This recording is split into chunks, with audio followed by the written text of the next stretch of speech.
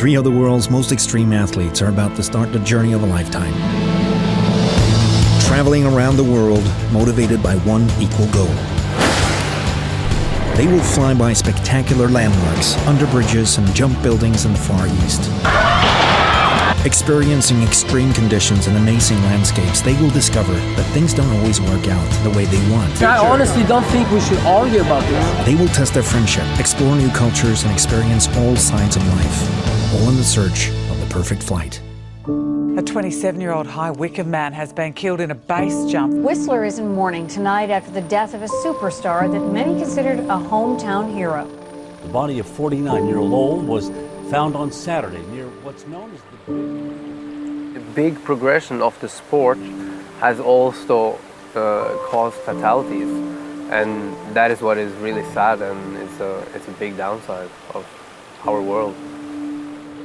Well, 2 years ago, I was flying with one of my friends and I actually filmed him going in. He impacted in the trees. What happens is that we are doing what is almost an inhuman sport, because we are flying very close to the ground in a speed of 50 meters per second. And we cannot afford any mistakes. Well, it almost destroyed me, honestly, because that was the first time I was there filming. I was filming it, so I actually saw the accident. That was a very close friend of mine, so it was really, really hard to cope with. You only get to train 1 minute a day. That's not good enough to train 1 minute a day to put yourself in that kind of risk. So I decided, I think it was early August last year, that I have to get up my airtime. I have to be up on 10 times as much as I've ever had. And that's the way I'm going to become a safer base jumper.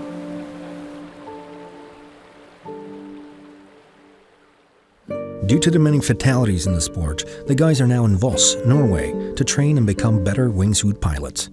They have realized that the only way for them to reduce potential accidents is to train more in safer environments, like skydiving. The main goal for their stay here is to attempt a new line in Gudvangan, a stunning mountain that is well known in the wingsuit community. Vamos, vamos. Vamos, vamos.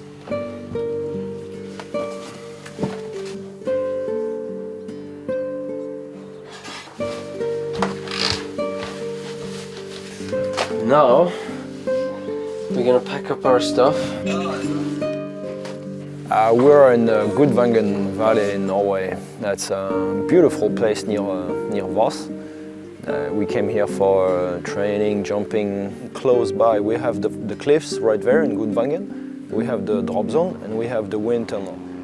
The more time we use practicing, the less chances we have to make a bad mistake, or the more chances we have to correct the mistakes if we do a mistake. This is not a day for wingsuit. It is way too hot. I'm sweating like a pig. This is a day for being in the mountain. It is practice day. The jump they're going to attempt later from the Gudvangen cliff requires them to fly close together, and therefore several skydiving jumps needs to be done to get their confidence up. Espen is testing a brand new suit, so this practice session is particularly important. It's gonna be good. Just get some free fall again.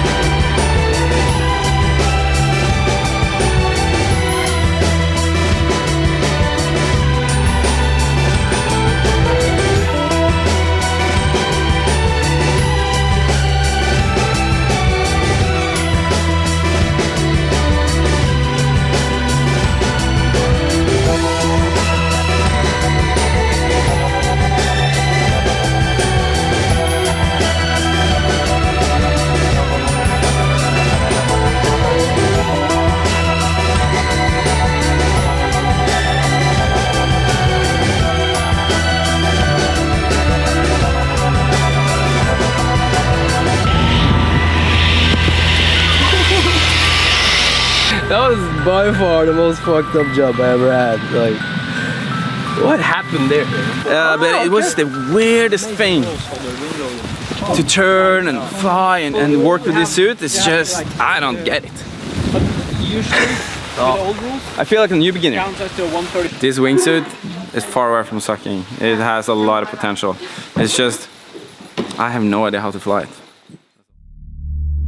The guys do several training jumps throughout the week, and Espen starts to get his confidence back. Now, the guys are ready to go through with what can potentially be the most breathtaking and scenic jumps Norway has to offer, the Gudvangan cliff. This jump, this place is far more chaotic when it comes to terrain and the features that we fly on than what we're used to in Norway. This is way more challenging. Things are appearing much faster. There's been several accidents in this area. And this is a mindfuck. This is something that we really feel when we're right there and are about to do a proximity flight. The technical part with this specific jump is that we have to fly as high as possible to get to the point where we can be low and aggressive. And of course this place is our backyard, our home country, so it's definitely one of those places we don't want to fuck up. It's a really long and nice hike, and none of us was really talking. You know, we were silent. You could really see that everybody was, you know, walking there, visualizing the jump, mentally prepared themselves for this three-way proximity flight. We have to mentally prepare ourselves for the jump, and the best way to do that is actually by just fading out, being in your own little world.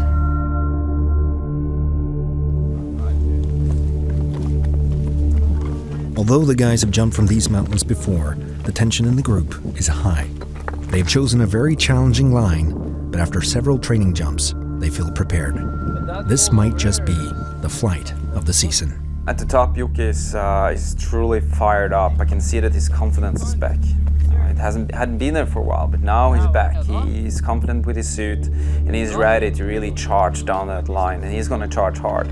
Like, we go out and then we go around the corner on the slope, like carve around it, you know, try to stay as tight as possible in the terrain. And fly more into the terrain up there. So it's a performance flight. Yeah. Really a performance flight. But that's fine. To be flying. Oh yeah, flat the flight. whole way until... Flat? I'm asking, do you know? I don't know. It's flat, yes, it's flat. Okay, should we gear up, boys? Yeah. I'm looking at my pulse watch, and I got 150. You know, it's high. My heart is beating. My pulse is high. I know that I'm nervous. This is quite serious. And I know that I have to do well because Jokke's gonna charge. I have to be on him. I cannot be far behind. I need to be really onto him down that line to get the shots we want and to nail that line the way we want to. Ludo, ready? Ready. Okay. So, 3, 2, 1.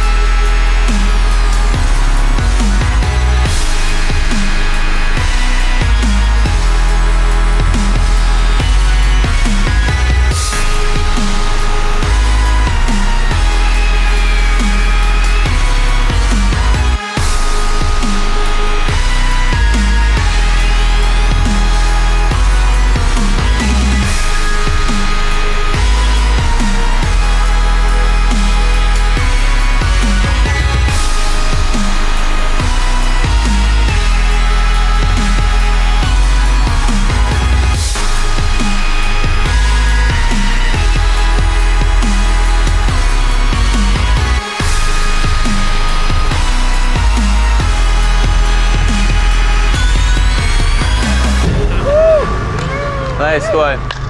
Hey Jokke, that was a sick line. It was good, huh? Oh, dude, this shit is awesome, man.